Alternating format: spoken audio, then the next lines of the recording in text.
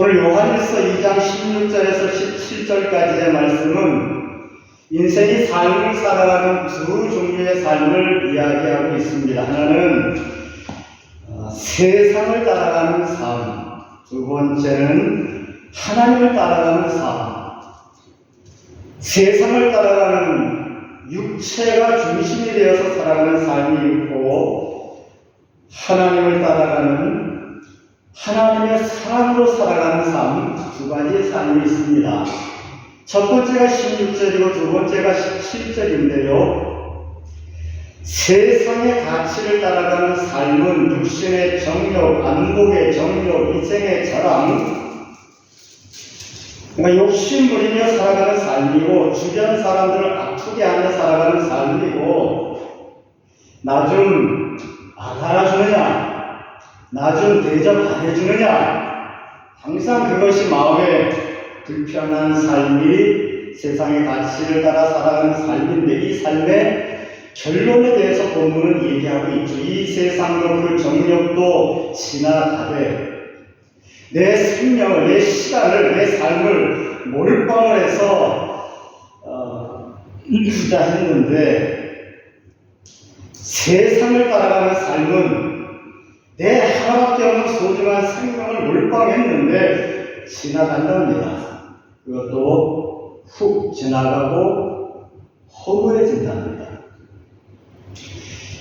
전도서 말씀도 결론을 얘기하고 있습니다. 헛되고 헛되니 모든 것이 헛되다. 요한계시록 20장 12절의 말씀에는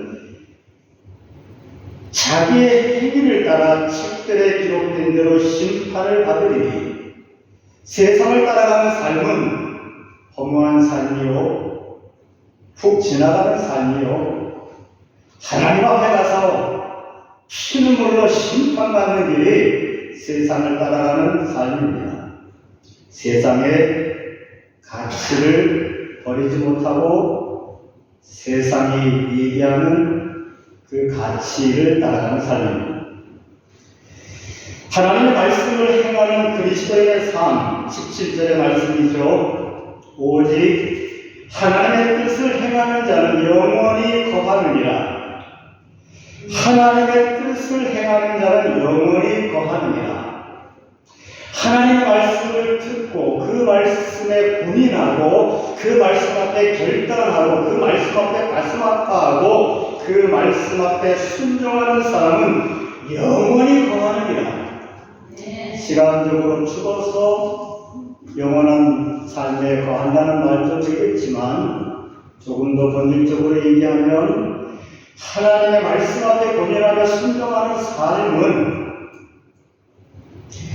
영원하신 하나님과 함께 하나가 되어 살아가는 삶이라는 뜻이고, 영생의 삶이라는 뜻이며, 하나님께서 책임지시고 도우시는 삶이라고 하는 뜻이죠. 오직 하나님의 뜻을 행하는 자는 영원히 거합니다. 예수 그리스도께서 피 흘리시며 생명을 버리시고 우리를 구원하신 목적이, 우리를 축복하시고 사랑하는 자들을 건져내신 목적이 하나님의 뜻을 행함으로 영원히 거하게 하기 위해서 피 흘려 죽으시기까지 그 생명으로 우리의 생명을 새롭게 바꿔주신 줄로 믿습니다.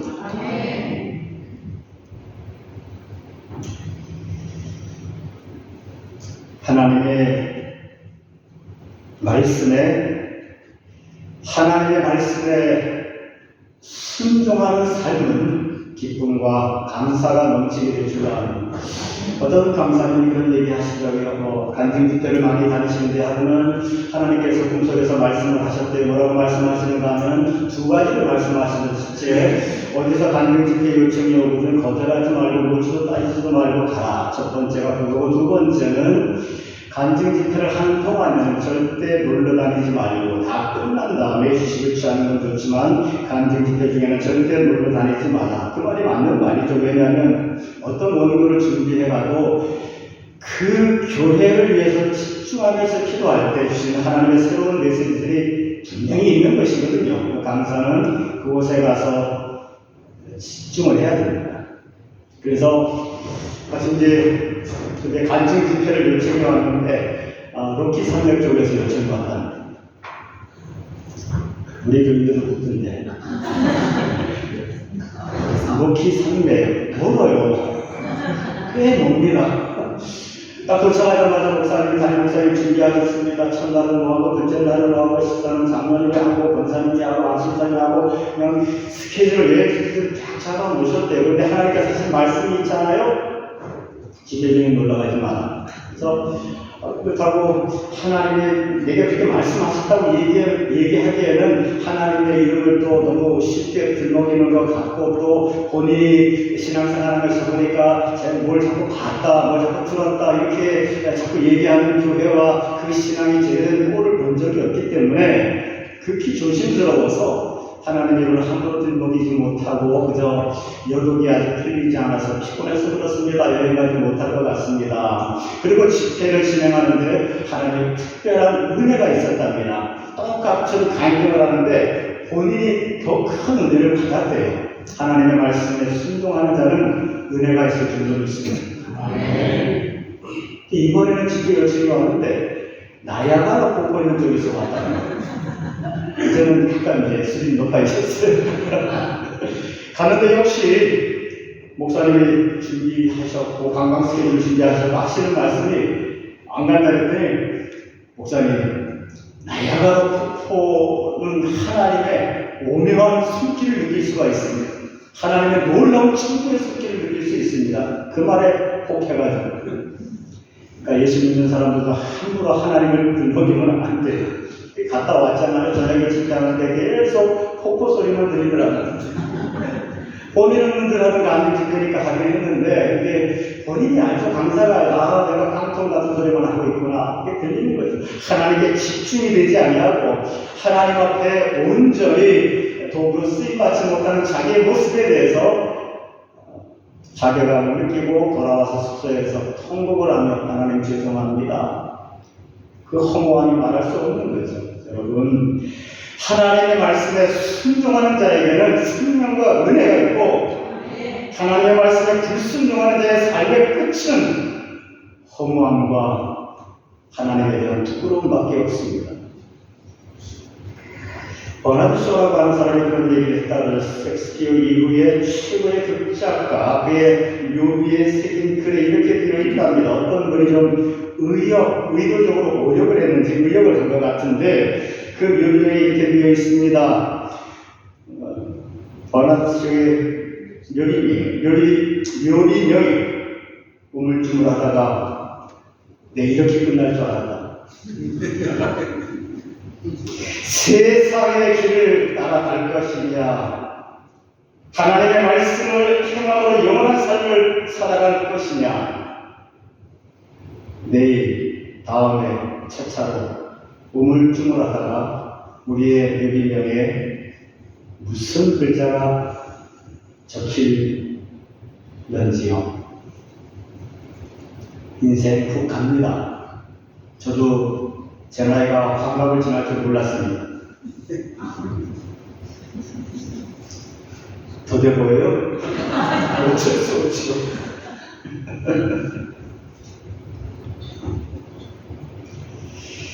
오늘 시간 세상을 따라가며 허무와 심판의 삶으로 고쳐질 것이냐 하나님의 말씀을 따라 영원한 삶을 살 것이냐 하나님과 함께하는 삶을 살 것이냐 하나님의 기쁨과 무엇보다 사랑의 삶을 살아갈 것이냐 결단하는 저와 여러분 되시기를 축원하겠습니다.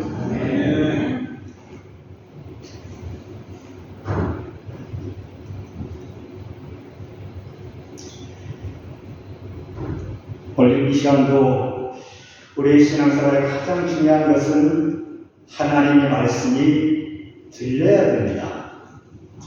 야곱이 세겜에서 우물쭈물하고 가야 될 베델로 향해서 가지 못했을 때 세겜성 비난 사건은 터졌지만 아무 말 하지 못합니다. 겁이 나서 아들들이 그 참혹한 일들을 했는데도 꾸짖지 못합니다. 겁이 나서. 하지만 그 야곱에게 하나님의 말씀이 들렸죠. 일어나서 세겜으로 올라가라. 그 말씀이 야곱에게 들리는 순간 야곱은 일어났습니다. 그리고 세겜에게도 말을 못했고 아들들에게도 마땅히 해야 될 말을 못했던 야곱이 가족들 앞에서 담대히 선포하는데, 우리가 우상을 제하고 옷을 갈아입고 세겜으로 올라가자. 해야 될 말을, 아비로서 해야 될 말을, 그리스도인으로서 해야 될 말을 당당히 했습니다. 두려워하는 적들이 도망가기 시작하고 마침내 베델에 도착했을 때 하나님은 야곱에게 엄청난 축복, 그 아버지와 그 할아버지에게 주었던 언약의 축복을 허락해 주십니다. 여러분, 골짜기의 많은 뼈들이 군대가 된 것도 하나님의 말씀이 부딪혔기 때문에 그렇고, 야곱이 겁먹고 말을 못하던, 아비로서의 구실도 못하던 그 모습에서 아비로서의 권위가 회복되고 그리스도인으로서 당당히 하나님 앞에 갈 수 있는 믿음, 신앙생활을 정상적으로 할 수 있는 힘이 언제 생겼습니까? 하나님의 말씀이 들릴 때. 예수 믿는 사람들은 하나님의 말씀이 들려야 삽니다. 기먹고 덩어리 된 귀신 들린 아들을 예수님 앞에 한 아버지가 데리고 왔는데, 예수님은 귀신 들려서 뒹굴고 있는 아들에게는 관심이 없어요. 오히려 그 아버지에게 관심이 있습니다. 아버지가 절망하고 시기에 빠진 가운데 할 수 있으시면, 뭐라도 할 수 있으면 좀 도와주세요. 예수님께서 그렇게 말씀하시다. 이 사람아, 왜 이렇게 절망하고 있어? 믿는 자에게는 능치 못함이 없어. 이 절망성에 있는 아버지 귀에, 지금까지 수없이 많은 말을 들어도 듣지 못했던 이 아버지의 귀에, 믿는 자에게는 능히 하지 못할 일이 없어. 그 말이 들림과 동시에 그 아버지의 입술이 열렸습니다. 나의 믿음 없는 것을 용서해 주시고 믿음을 주시옵소서. 이후에 그 아버지의 닫힌 귀가 열린 것이고 닫힌 입이 열렸습니다. 하나님의 말씀이 들리는 열린 귀가 되시길 축원하고, 그 말씀이 들렸기 때문에 말씀이 내 생각을 통치하고 내 감정을 변화시키고 내 결정과 의지를 가꾸어 놓아서 우리 입술에서 하나님의 말을 고백할 수 있는 우리의 삶이 되시기를 축원하겠습니다. 그 삶이 부흥의 삶이요, 그 직후 그 기먹고 봉헌이 된 아들의 귀신이 떠나갔습니다. 기먹고 봉헌이 된 것은 이 세대를 향하는 예수님의 말씀이시고, 하나님의 말씀을 듣지 못하는 사람, 들어도 듣지 못하는 사람이 너무나 많고, 하나님의 말씀을 들었다고 자기는 착각을 하는데 입술에서 터져나오는 말은 전부 다 귀신의 말들이고, 봉헌이 되게 하는 귀신. 해야 될 말을 못하게 하고, 진리는 말 못하게 하고, 믿음은 말 못하게 하고, 생명은 말 못하게 하고, 사람을 살리는 말은 못하게 하고, 사람을 죽이는 말만 하게 하는 봉헌이 된 귀신. 하나님의 말씀이 정말 우리에게 들리시기를 축원합니다. 어떤 사람에게 하나님의 말씀이 들릴까? 말씀을 듣고 어떤 말씀을 듣든지 그 말씀을 듣고 진리의 말씀을 듣고 내가 이 말씀을 들었으면 행해야지, 그 마음으로 듣는 사람에게는 하나님의 말씀이 들립니다. 왜 아멘을 아무도 안 하십니까? 아멘. 굉장히 멋있는 말인 것 같은데. 하나님의 말씀이 들리면 내가 그 말씀대로 살아야지. 내가 어떤 말씀을 주실까? 한 주간 내가 어떤 말씀을 붙잡고 살아야 될까? 내가 어떤 말씀 가운데 언어가 변화되고 생각이 변화되고 내 심령이 변화되고 내 의지와 결정이 변화되어져야 될까? 하나님의 말씀, 주여 말씀하시옵소서. 종이 듣겠나이다라고 하는 마음을 가지고 말씀을 듣는 자에게는 그 말씀이 들립니다.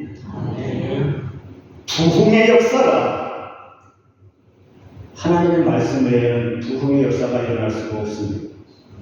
부흥의 역사가 일어날 것이고 야곱이 주저앉아 있던 삶에서 베들로 뛰어나가는 삶이 된 것처럼 앉아있던 신앙에서 달려나가는 하나님의 사랑스러운 자녀들이 될 줄로 믿습니다. 오늘 설교 가운데서도 여러분 다 준비하고 있었겠지만 하나님의 뜻을 행하는 자는 영원히 거하리라. 하나님의 뜻이 무엇인지 말씀해 주시옵소서. 제가 행하겠습니다. 그 마음 다 준비하고 오셨죠? 아니, 그럼 지금 준비하고 계시죠? 이거 얘기 확실히 안 하면 설교 안 합니다. 왜냐하면 설교가 무슨 사람 즐겁게 하라고 하는 게 아니지 않습니까? 설교는 하나님의 말씀이고, 제가 목회하면서 이런 표현을 쓰면 꼰대라고 그러는데 저만 써야지 못하겠어요. 제가 지금까지 목회하면서 느낀 부분은 하나님의 말씀은 들으라고 주신 말씀이 아니에요. 듣고 행하라고 주신 말씀입니다. 하나님의 말씀이 인풋이 되면 분명히 아웃풋이 나와야 돼요. 말씀은 그렇게 설계가 되어 있는 겁니다. 하나님의 말씀을 듣고 행하지 않으면 그 사람은 미쳐버려요. 결과가 교만해지지 않습니다. 하나님의 말씀은 행하라고 주신 말씀. 나사로야 불러다라 했을 때 죽은 나사로가 행하지 않습니까? 벌떡 일어나 살아나지 않습니까? 천지를 창조하실 때 하나님의 말씀이 슬퍼되니까 온 우주가 창조되지 않습니까? 하나님의 말씀이 떨어지면 분명히 반응이 있어야 돼요. 행함이 있어야 돼요. 그런데 그 엄청난 하나님의 말씀을 듣고 내 속에서 붙잡고만 있으면 그 말씀이 나를 미치게 만드는 거예요. 교만하게 만듭니다. 지식은 교만하게 하고 말씀을 지식으로 쌓아 놓으려면 차라리 안 듣는 게 낫습니다. 말씀은 행하려고 하는 마음으로 들으셔야 돼요. 다시 한번. 자, 지금부터 제가 하나님의 뜻을 몇 가지 정확하게 말씀드릴 거예요. 그 말씀 제가 행하시겠습니까? 생각 좀 해봐야겠네. 설교를 할까 말까. 한 번의 기회를 더 드리겠습니다. 제가 좀 짓궂어요. 오늘 이 말씀을 듣고 행하기를 원하시면 아멘 하시기 바라겠습니다. 뭐 설교하겠습니다. 하나님의 말씀은 첫째로 우리가 회개하기를 원하십니다. 진정한 회개에는 두 가지 특징이 있다고 어떤 분이 신학자가 말씀하셨는데 저는 이 말씀에 100% 동의합니다. 진정한 회개는 두 가지 특징인데 첫 번째 하나는 자신의 과거를 회개한 사람들의 특징입니다. 자기의 과거를 눈물 흘린 눈으로 쳐다보게 되는 것이요. 또 다른 하나의 특징은 자기의 미래를 조심스러운 눈으로 쳐다보게 되는 것이다. 이게 회개한 사람의 특징입니다. 자기의 과거를 눈물 어린 그 눈으로 쳐다보는 것이다.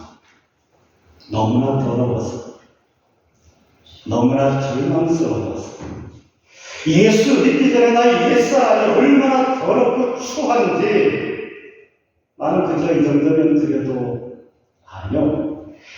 하나님의 거룩하신 앞에 섰을 때, 성령께서 복음을 열어 내게 보게 하실 때, 하나님 앞에서 나의 옛사람이 드러나게 되면 끔찍합니다. 다시는 돌아가고 싶지 않습니다. 다시는 그런 삶을 살기 원치 않습니다. 절망이지 않습니까?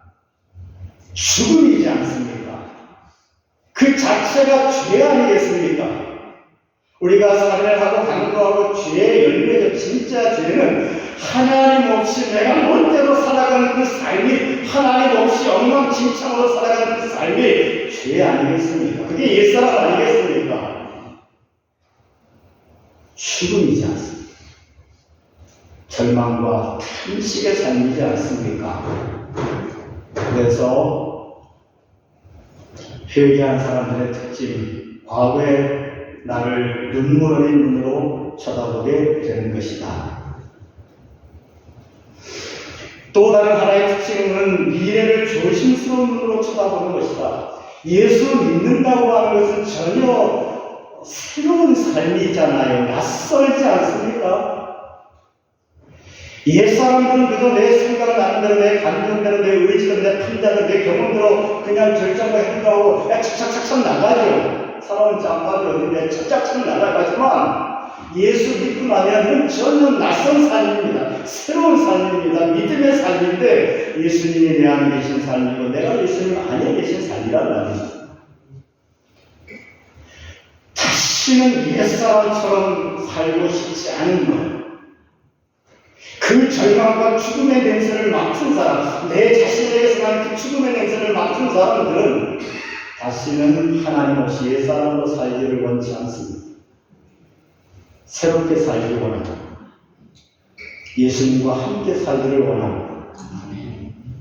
그래서 조심스러운 거예요. 그래서 신앙생활, 교회생활 조심스러운 겁니다.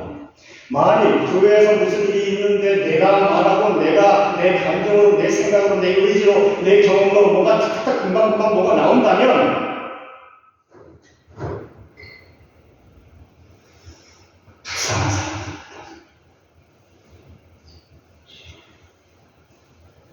예수님께서 피값으로 구원하셨고 새롭게 삶의 기회를 주셨는데 그 기회는 어디에 묻어버리고 예수님 믿기 전에 내가 내 삶의 주인이 된 것처럼 불쌍하다. 그래서 회개한 사람들의 특징은 자기의 미래를 조심스러운 눈으로 쳐다보는 것입니다. 그래서 신앙생활은 무슨 일이 있든지 무슨 말을 듣든지 뭘 해야 되든지 먼저 내 안에 계신 주님을 바라보고 잠시라도 기도해보고 잠시라도 주님의 뜻이 무엇인지 구해보고 그리고 결정하고 말하고 행동하시기를 축원하겠습니다. 아멘. 복음 이후에 역시 우리는 옛사람이 주는, 물론 예수님 믿고 나면 우리는 새것이 되었습니다. 새것이 되었다고 하는 것은 하나님과 함께 살아가는 삶. 옛사람은 하나님 없이 살아가는 삶. 이전에는 옛사람이 내 인생의 주인이었지만 그게 내 모습이지만 예수 믿고 나서는 예수님과 함께 살아가는 것이 내 모습입니다. 예수님이 피값을 우리에게 주시고자 했던 새로운 삶입니다. 새로운 기회입니다. 근데 예수님 믿고 나서도 옛사람이 내 속에 죄가 죄를 짓게 하기 때문에 내 속에 죄의 질을 변화되고 구원받고 새 사람이 된 나는 죄의 질 의도가 없음에도 불구하고 내 속에 있는 죄가 죄를 짓게 하기 때문에 아직도 옛사람의 습관들과 중독과 연약함들, 부도덕함들이 예수 믿고자 하는 나를, 새 사람으로 살고자 하는 나를 시험에 들게 하고 악에 빠지게 하고 자꾸 끄집어 당기죠. 그래서 우리는 회개해야 됩니다. 말씀에 비추어서 나의 옛 모습이 드러날 때마다, 중독된 모습이 드러날 때마다, 부도덕한 모습이 드러날 때마다, 악하고 더러운 모습이 드러날 때마다, 말씀 앞에 부끄러운 내 모습이 드러날 때마다 하나님 앞에 회개하고 주여 나를 치유하여 주시고 용서하여 주시고 회복시켜 주시옵소서. 예수 믿고 난 사람들은 계속해서 회개를 통해서 회복이 되고 변화되고 새로워지고 치유되고 진리 안에 자유를 누리게 될 줄로 믿습니다. 세 사람은 하나님의 말씀을 지켜 행하는 삶을 살기 원하는데 내 안에 있는 주인 옛사람은 계속해서 나를 끄집어내리려고 하죠.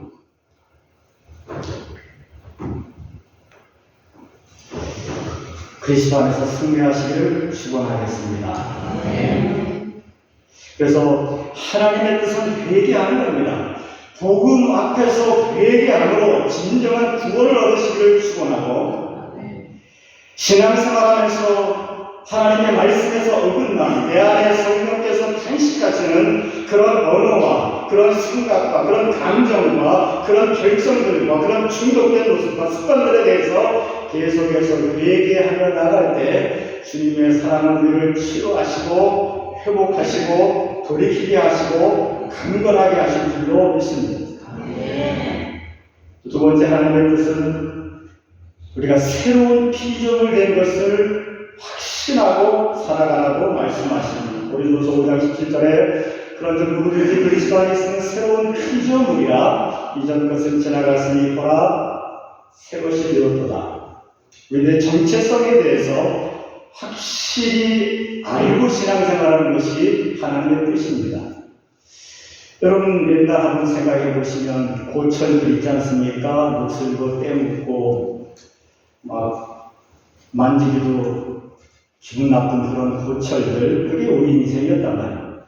그게 옛사람이고 영광로 속에 집어넣고 녹여버리게 되면 예수 그리스도의 보혈의 영광로 속을 통과하면 복음을 통과하게 되면 그 고철이 찌꺼기는 다 분리돼서 사라지고 순수한 금속만 남는 것처럼 이전 것은 지나갔으니 보라 새 것이 되었도다. 예수 그리스도의 복음의 보혈의 피의 영광로를 통과한 사람들은 과거에 어떤 죄를 지었든 어떻게 불러먹고 살았던 모든 것이 다 사라지고 그리스도 안에서 새로운 피조물 된 줄로 믿습니다. 새로운 기회, 새로운 가능성이 열린 줄로 믿습니다. 더구나 주님은 그 새롭게 된 그 반짝이는 금속을 가지고 귀한 것에 쓰신답니다. 너희가 이전에는 사람에게 손가락질을 받고 아니 사람을 아프게 하고 사람을 죽이는 삶이었지만 앞으로는 사람을 살리는 삶으로 내가 쓸 것이다. 이것이 새로운 피조물입니다.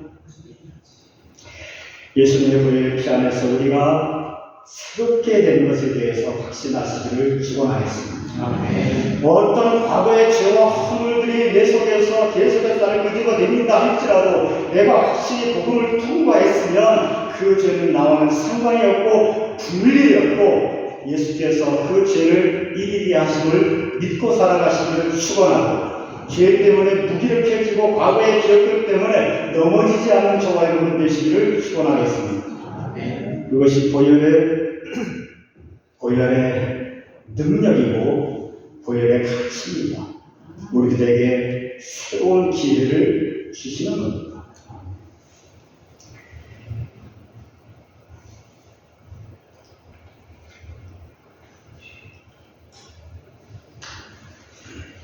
새로운 피조물이 된 사람은 구원받은 사람이고 믿기 이전에 모든 죄된 자기의 과거로부터 해방되고 용서받은 사람들이며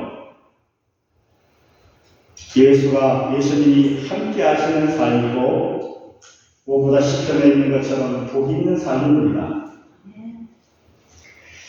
복 있는 사람은 오직 여호와의 말씀을 취하고 묵상하는 자로다.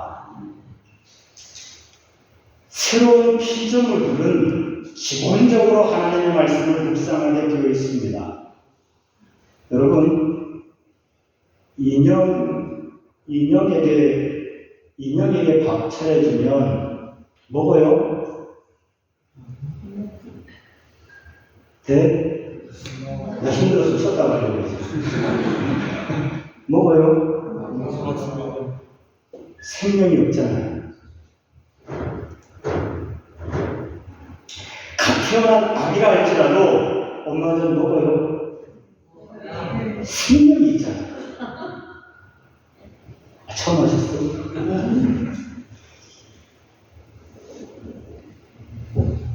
기도는 영혼의 호흡이고 말씀은 영혼의 양식입니다. 하나님의 뜻을 행하는 사람은 생명이 있는 사람이고 하나님의 뜻이 들리지 않고 하나님의 뜻을 행하려는 열정이 없는 사람은 생명이 없는 사람입니다.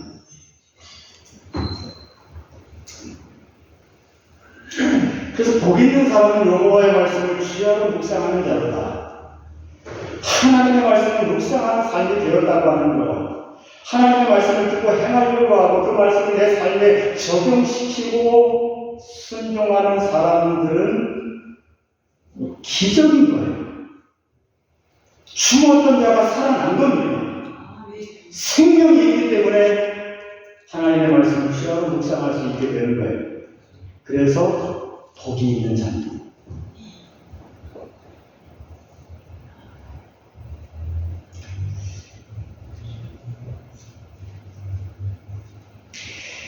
하나님의 뜻은 사랑하는 사람이 되라. 이것이 하나님의 뜻인데 요한일서 4장 8절에 사랑하지 아니하는 자는 하나님을 알지 못하나니 이는 사랑이시니라. 사랑하지 아니하는 자는 하나님을 알지 못하나니 이는 하나님은 사랑이시니라. 하나님의 뜻은 우리가 행해야 될 하나님의 뜻은 사랑입니다. 우리가 신앙생활에 유일한 목표가 뭐냐고 물으신다면 사랑하는 사람이 되는 것입니다. 그래서 요한복음 고린도서 13장 말씀이 신앙의 핵심 중의 핵심입니다.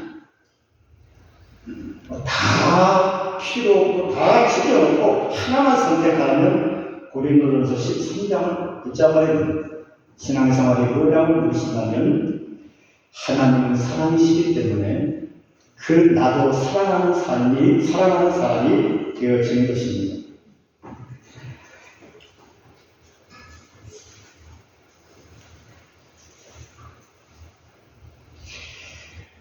예수님께서 그렇게 말씀하셨죠. 한번 우리가 적용시켜보면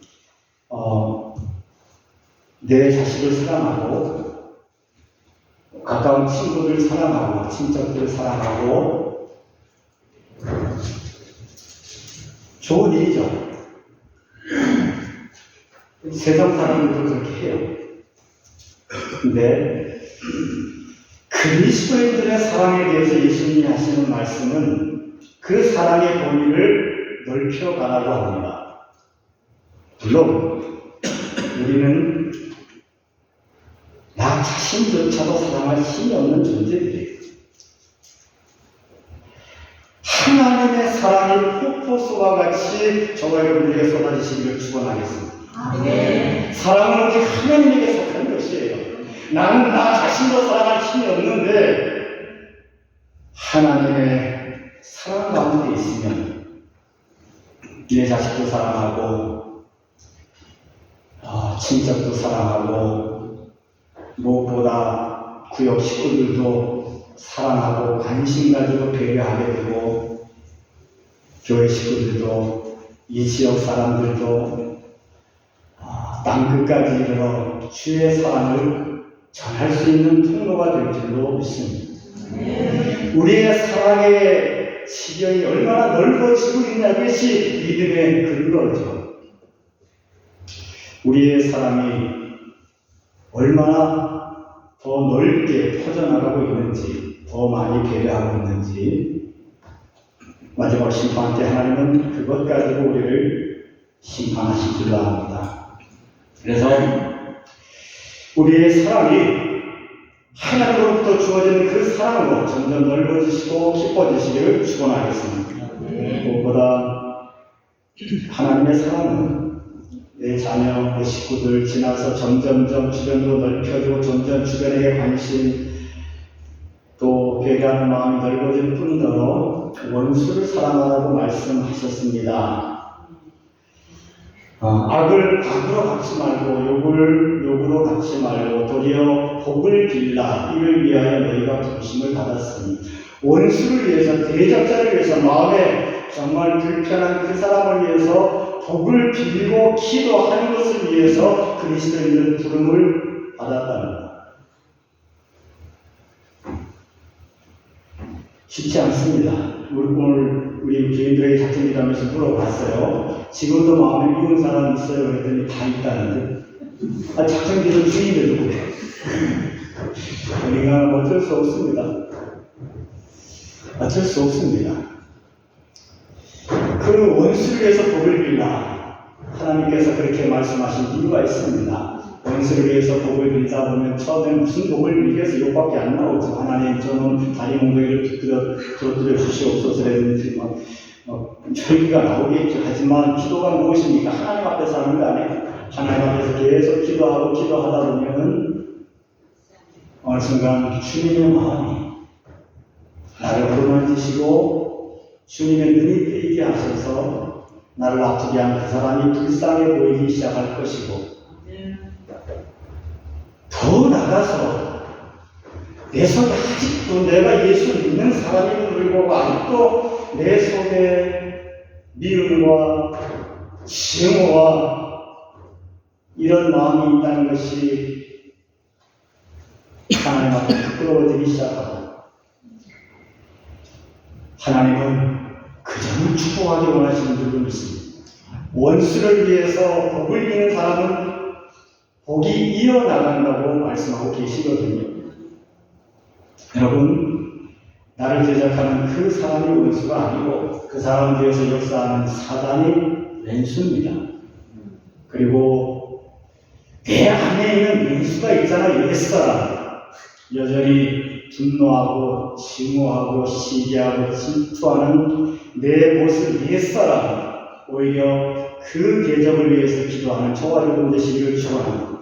처음에는 눈에 보이는 대적을 위해서 복을 빌면서 기도하겠지만 어느 순간 내 속에 숨어있던 나의 대적들이 사사건건 내 삶의 축복의 발목을 삐쭉 내땡기는 것은 밖에 있는 왼수가 아니고 내 안에 있는 왼수라는 말입니다.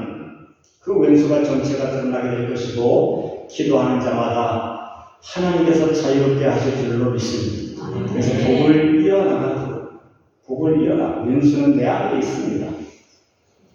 원수를 위해서 복을 비는 데까지 우리의 사랑이 넓어지시고 깊어지시기를 축원하겠습니다.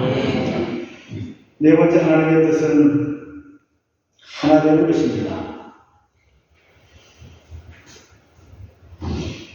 하나 되는 것입니다.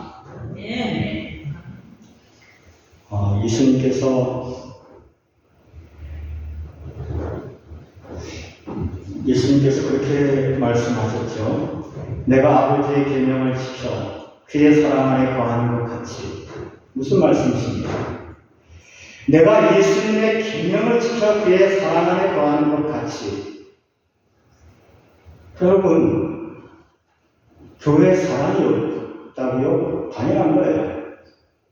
목사님한테 사랑 없다고? 당연하죠. 권사님, 자매님 사랑 없다고? 당연하죠. 나는 나도 못 사랑해요. 누굴 사랑해요? 내 계명을 지켜 하나님의 사랑 안에 거하는 것 같이. 언제 사랑을 볼 수 있느냐? 언제 내가 사랑을 체험하고 사랑의 폭포수가 하늘로부터 내게 쏟아져 내려오느냐? 예수님 말씀하시잖아요. 내가 계명을 지켜 하나님의 사랑 안에 거하는 것 같이. 하나님의 말씀, 계명을 지키는 과정 가운데 우리는 하나님의 사랑이 무엇인지를 체험하고 충분히 누리게 될 줄로 믿습니다. 하나님의 계명을 지키는 것, 예수님은 땀방울이 핏방울이 되도록 기도하셨습니다. 계명을 지키는 것 쉽지 않습니다. 말씀에 순종하는 것 쉽지 않습니다. 처음에는 쉬운 것부터 지키지만 시간이 지나고 직분이 높아질수록 하나님께서 내게 주는 계명은 점점 감당하기 힘들 정도로 무거워집니다. 그래서 기도하는 겁니다. 예수님조차도 땀방울이 핏방울이 되도록 고통스럽게 기도하면서 육신을 쳐서 복종시키고 하나님의 말씀에 순종하셨고 십자가 지심으로 생명 구원하는 승리를 이룬 줄로 믿습니다. 예수 믿어 가장 큰 축복이 무엇입니까? 신학자들이 그렇게 얘기하더라고요. 예수 믿어서 가장 큰 축복은 내가 어느 순간 하나님의 말씀에 순종하는 사람이 되는 것이다. 다시 굉장히 멋있는 말이거든요. 이제 묻지도 않아요. 저희 빨리 끝내야 될 것 같아요. 지금 제가 드리는 말씀은 정확한 말씀입니다. 예수 믿고 가장 큰 축복은 하나님의 계명을 듣고 지키는 거예요. 그 점에 있어서 자유로워지는 사람이 복받은 사람입니다. 하나님의 계명을 듣고 행하는 자가 영원하게 될 줄로 믿습니다. 하나님의 말씀을 지킬 때마다 내 옛사람이 떠나가고 내 뿌리 깊은 저주가 떠나가며 내 발목을 묶고 있던 그 악한 세력들이 떠나가고 자유로워지고 축복이 이어져 나감을 분명히 기억하시기를 축원하겠습니다. 아멘. 하나가 됨에 대해서 말씀드리고 있죠. 하나가 되는 것은 하나님의 계명을 지켜야 할 때 우리는 하나님의 사랑 안에서 하나가 되어지고요. 성도 간에도 사랑으로 하나 되는 방법, 여러분 지연 학연으로 하나 되는 거 생각할 필요도 없고요. 취미생활로 하나 되는 거 원장님 얘기고요. 진짜 그리스도인이 하나 되는 것은 오직 하나님의 말씀을 지켜 행할 때 하나가 됩니다. 하나님의 말씀 앞에 같이 고통스러워하고 같이 고민하고 그 고민과 그 아픔들을 같이 공유하면서 그렇게 공유하면서 성도들은 하나가 될 수 있습니다. 지금 30년간 지금 개척교회 목회를 하고 있습니다만 구역에서 아무리 얘기해도 안 되는데 요즘 조금 되는 부분이 보이는 것 같아요. 어떤 점인가 하면은 이혼하고 정말 고통스러워 하시는 분들이 교회 안에 들어왔는데 구역 안에서 같이 말씀을 나누면서 같이 울면서 같이 몇 시간씩 얘기를 들어주면서 어려움들을 같이 이겨나갈 수 있게 한 거죠. 새로 교인이 왔는데 전에는 그런 일이 없었습니다. 처음이에요, 살다가. 근데 새로 교인이 왔는데 자기는 주일 예배만 드리겠대요. 절대 부용예배 같으면 안 가겠답니다. 하루 억지로 끌려갔는데 다음에 그 어머니한테 와서 하는 말이 다음에 또 가야 될 것 같대.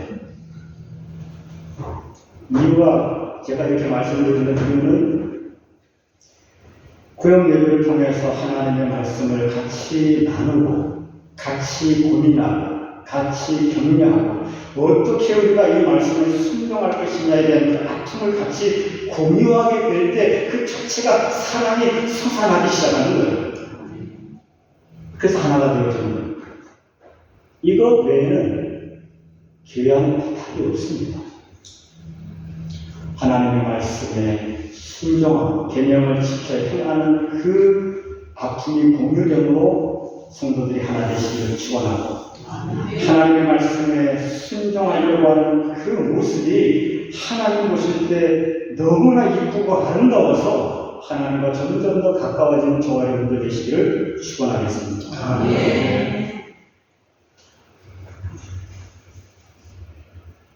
네.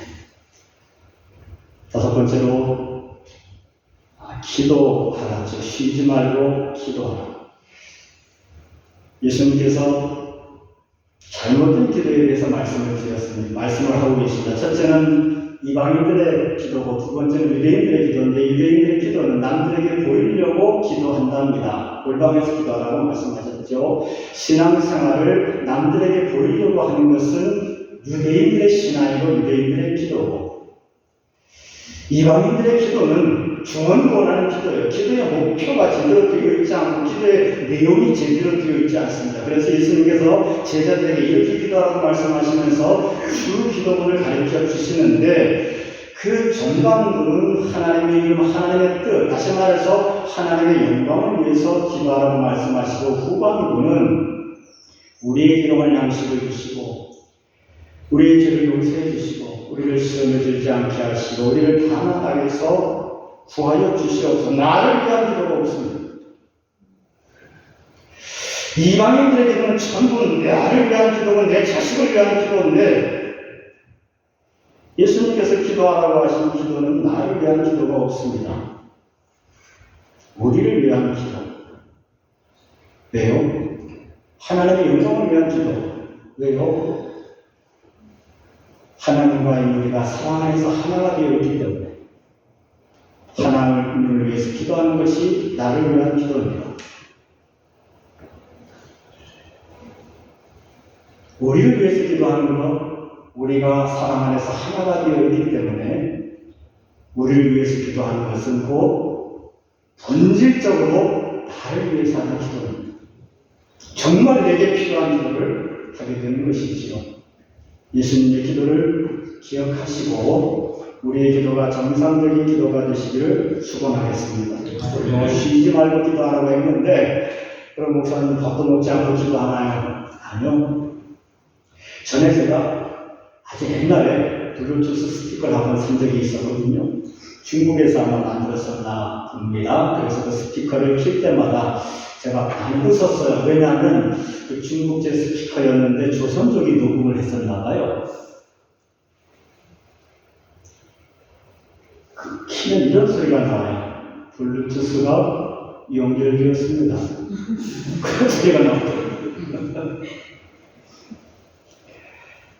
쉬지 말고 기도하라고 하는 것은 하나님께 집중하며 직장생활을 하는 것이고 하나님을 바라보면서 내가 말을 하는 것이고 하나님을 바라보면서 교회를 섬기는 것이고 하나님을 바라보면서 내게 속한 모든 일상생활을 해나가는 것이 쉬지 말고 기도하는 것이죠. 우리가 건강한 기도의 내용을 가지고 쉬지 말고 하나님을 바라보는 그런 살아있는 그리스도인들 되시기를 축원하겠습니다.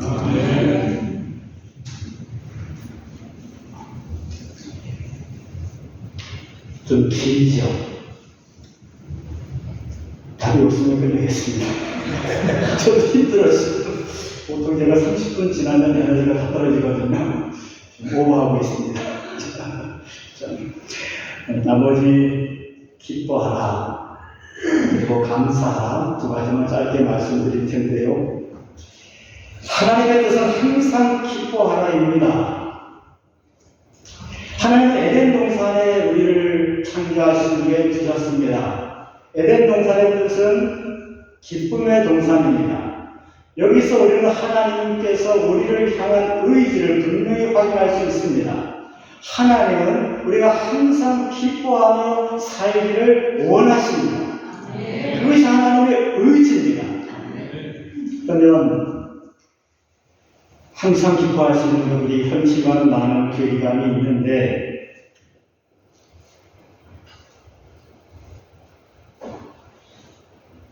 이렇게 한번 예를 들어볼게요. 어떤 사람이 새 차를 샀습니다. 그 새 차가 베스트 컨디션, 가장 좋은 상태로 유지하기 위해서는 어떻게 해야겠습니까? 그냥 주차장에 가만 놔두기만 해도 차는 망가지거든요. 그 차가 우리는 그리스도 안에서 새로운 피조물 된 줄로 믿습니다. 새 차는 얘기예요. 새로운 기회가 주어졌다는 겁니다. 가만히 아무것도 안 하고 세워져 있으면 망가지는 것이고요. 또 성질 급한 사람이 아주 격하게 운전하고 엉망진창으로 운전하면 그 차는 다 망가집니다. 다시 말해서 예수 믿었다고 하면서도 여전히 내가 내 삶의 주인인 것처럼 옛사람으로 내 삶을 경영하는 우리 신앙생활도 다 망가집니다. 하지만 그 차를 아주 운전을 잘하는 사람이 차의 내용을 너무나 잘하는 사람이 운전하게 되면 차의 엔진 소리부터가 달라져요. 길이 잘 들어서 새 차가 나올 때보다도 차가 훨씬 더 좋은 상태가 되어집니다. 하나님께서 우리의 삶을 통치하실 때 차의 엔진 길이 잘 들어서 좋은 소리를 내는 것, 그게 기쁨이에요. 하나님께서 내 삶을 온전히 통치하실 때, 내가 새로운 피조물로서 빛을 발하고 있을 때, 내가 하나님의 계명을 지켜 행하는 삶을 하면서 달려가고 있을 때, 그게 기쁨입니다. 그 기쁨이 에덴 동산, 그게 우리를 창조하신 하나님의 의지입니다. 하나님의 주권을 인정하시고 믿음 생활을 통해서 하나님의 기쁨이 충만한 저와 여러분들 되시기를 축원하겠습니다. 아멘. 자, 마지막으로 감사합니다. 감사합니다. 바울 사도가 항상 감사, 범사에 감사 말씀하실 때 바울 사도의 삶이 결코 녹록지 않습니다. 얻어맞기도 하고 감옥에 갇히고 시험과 역경들이 참 많은데 감사라고 하는 것은 이건 믿음으로 감사라고 하는 것이거든요. 육체로 옛사람으로 감사하라고 하는 것이 아니고 보이고 잡히는 것 때문에 감사하라고 하는 것이 아니고 믿음으로 감사, 하나님이 나와 함께 하시기 때문에 감사하는 것이고 하나님이 일이 하셨음을 인정하고 감사하는 것이고 하나님께서 헤쳐갈 힘을 주신다는 것을 믿고 감사하는 것이고 합력하여 선을 이룬다고 하셨으니까 그 끝에 분명히 좋은 결과가 있을 거라고 하고 왜 하나님이 나와 사랑 안에서 연합이 되어 있잖아요. 하나님을 믿는 믿음으로 감사하라고 하는 것입니다.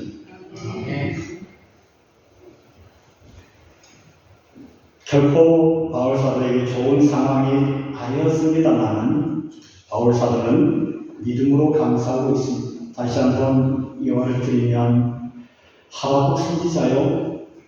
우리가 복음성가에서도 부르고 하지만 무화과 나무이 피었고 수출이 없고 외양간에 소가 없고 우리의 양떼가 없고 무슨 얘기입니까? 바벨론의 침공에서 다 황폐해진 완전히 망해버린 유다의 모습이 앞으로 이루어질 것에 대한 얘기입니다. 그것이 얼마나 하나님이 그렇게 하시겠다는 거예요. 하박국은 원치 않았습니다. 다른 쪽으로 해결해 주길 바랬어요. 하지만 하나님은 뜻이 분명했습니다. 완전히 황폐하게 한 후에 그들을 돌이키게 하겠다. 그들을 정말 새롭게 하겠다라고 주님 말씀하시는 거거든요. 하박국이 그 하나님의 말씀을 받아들이게 됩니다. 받아들이는데 그 무화과 나무 잎이 마르고 바로 직전에 보면 앞으로 이루어질 그 황폐한 모습에 대해서 하박국은 뼈가 썩는다고 얘기합니다. 너무 고통스러운 거예요. 하나님의 뜻 앞에 자기의 뜻을 꺾었지만 진짜 일어날 일들에 대해서 뼈가 썩을 정도로 너무나 틀려서 온몸이 떨릴 정도로 몸은 도저히 받아들일 수 없는 그런 끔찍한 상황인데 거기서 그래서 다 망하고 다 황폐함을 얘기하면서 그래도 나는 여호와로 말미암아 기뻐하고 즐거워하겠습니다. 왜요? 감당하기 싫은 인정하기 힘들어지는 일이지만 이래야 부흥의 역사가 일어나기 때문에 이렇게 해서 완전히 새롭게 하는 것이 하나님의 뜻인 것을 알고 제대로 된 부흥의 역사가 일어나기 때문에 하박국은 현실에 대해서 뼈가 썩는 고통을 느끼지만 믿음으로 받아들이면서 기쁨으로 고백하고 있습니다. 하나님의 말씀을 지켜 행하는 것, 믿음으로 행하는 것 쉽지 않습니다. 하지만 우리에게는 결국은 선택이에요. 세상을 따라 살 것이냐, 하나님의 계명을 지키는 삶을 살 것이냐. 인생은 한 번밖에 없고 낭비하기에는 저와 여러분들이 너무나 소중한 삶들입니다. 그래서 오늘 말씀을 정리합니다. 하나님의 뜻을 행하는 자는 영원하리라 말씀하셨습니다. 하나님의 뜻을 행하는 자, 말씀을 내 삶에 고민하고 적용하고 순종하는 삶, 하나님이 함께 하시는 삶이고 부흥의 역사가 계속해서 일어나는 삶이고 하나님의 생명의 승리가 넘치는 삶이 될 줄로 믿고 그리 되시기를 축원하겠습니다. 아멘.